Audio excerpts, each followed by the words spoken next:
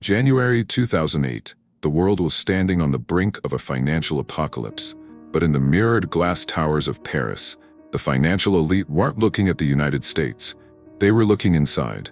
In a boardroom on the top floor of Société Générale, one of the oldest, richest, and most untouchable banks on the planet, the most powerful executives in Europe were sweating cold.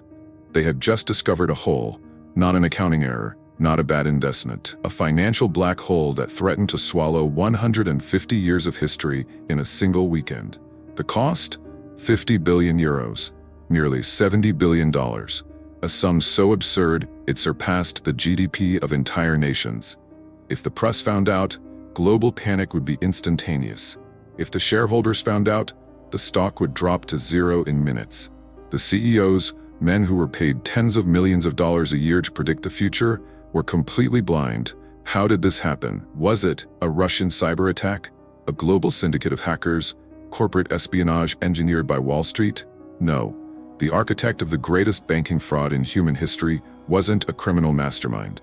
He wasn't a billionaire stock market prodigy.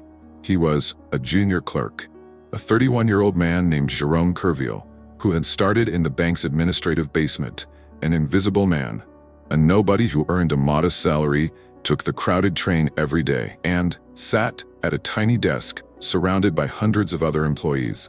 But this invisible intern had something the gods in suits on the top floor didn't. He knew exactly how the security system worked, and more importantly, he knew how to turn it off. To understand how a single man dismantled an empire, you must understand how the gods of money live.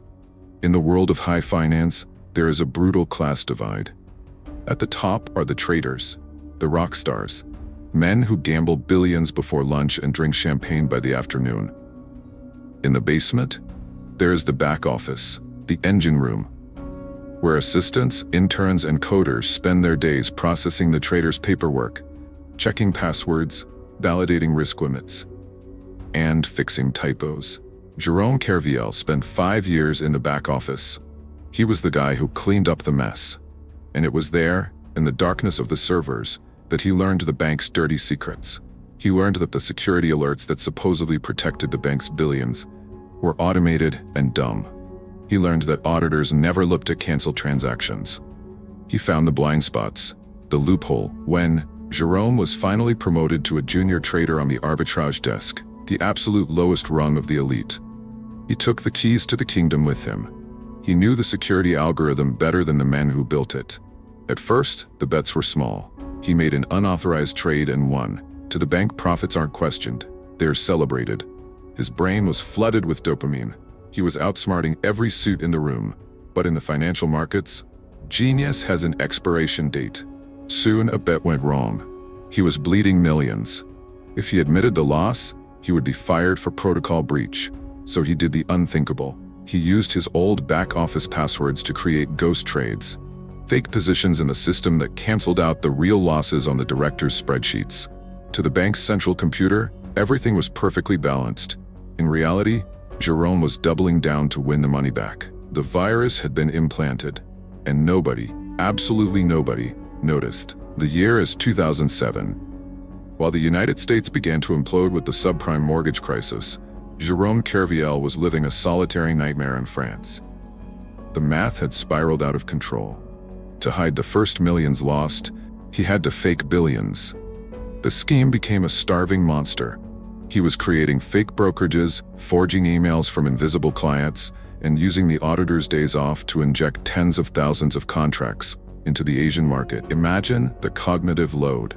Kerviel went to work every single day, knowing that if someone clicked the wrong folder, he would go to prison.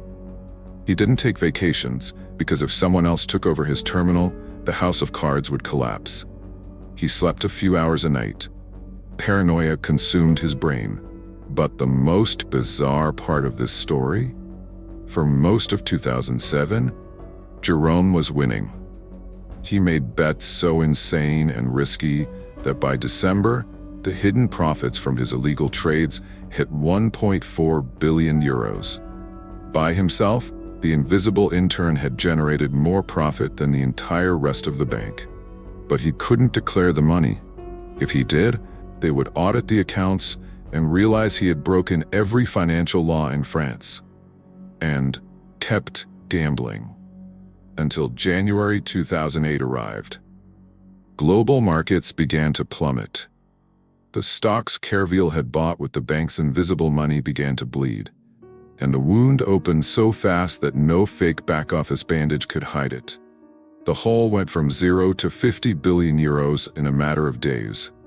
The alarm finally was triggered. January 18, 2008. The bank finds out. The panic in the boardroom wasn't about saving the employee. It was about saving their own skin. If the global market opened on Monday and the world knew Société Générale had a secret $70 billion exposure, the bank would go bankrupt that very day. It would be the spark that destroyed the European banking system. What did the gods in suits do? What they always do. They acted in the shadows.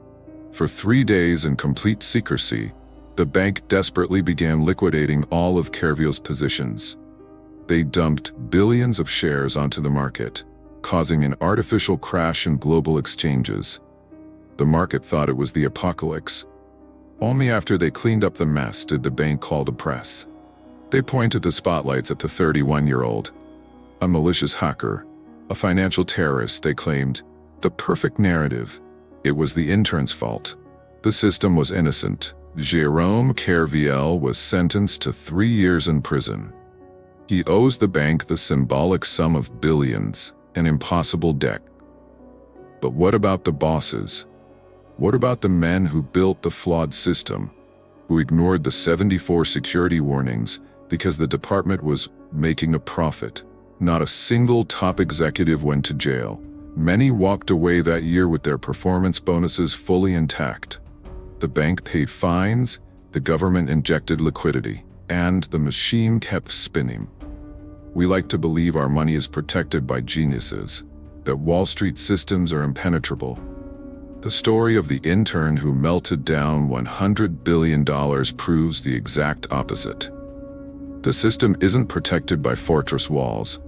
It's held together by fragile Excel spreadsheets, exhausted interns, and the uncontrollable greed of men pretending to be in charge. The next billion-dollar glitch is already happening right now. You just haven't heard about it yet.